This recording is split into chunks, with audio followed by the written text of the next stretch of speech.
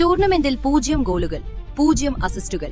എന്നിട്ടും സ്പെയിനിന്റെ റോഡ്രിക്കാണ് golden ball. അതേസമയം മറുവശത്ത് ലയണൽ മെസ്സി 8 ഗോളുകൾ, 4 അസിസ്റ്റുകൾ. അർജന്റീനയെ വീണ്ടും ലോകകപ്പ് ഫൈനലിലേക്ക് നയിച്ച നായകൻ. ഗോളുകൾ മാത്രമല്ല, അർജന്റീനയുടെ ഓരോ ആക്രമണത്തിന്റെയും ഹൃദയം മെസ്സിയായിരുന്നു. സമ്മർദ്ദം നിറഞ്ഞ നിമിഷങ്ങളിൽ ടീമിനെ മുന്നിൽ നിന്ന് നയിച്ചു. നിർണായക മത്സരങ്ങളിൽ ഗോൾ നേടി. സഹതാരങ്ങൾക്ക് അവസരങ്ങൾ ഒരുക്കി. എന്നിട്ടും ഗോൾഡൻ ബോൾ മറ്റൊരാൾക്ക്.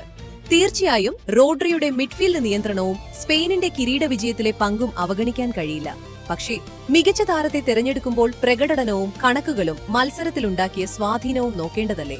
അങ്ങനെയെങ്കിൽ 8 ഗോളുകളും 4 അസിസ്റ്റുകളും നേടിയ മെസ്സിയെ മറികടന്ന് 0 ഗോളും 0 അസിസ്റ്റുമുള്ള താരത്തിന് എങ്ങനെ ഗോൾഡൻ ബോൾ ലഭിച്ചു? ഇത് ശരിയായ തീരുമാനമായിരുന്നോ?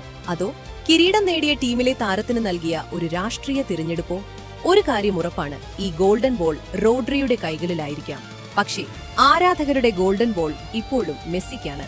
നിങ്ങളുടെ അഭിപ്രായത്തിൽ യഥാർത്ഥ ഗോൾഡൻ ബോൾ ജേതാവ് ആരാണ്? മെസ്സിയോ റോഡ്രിയോ?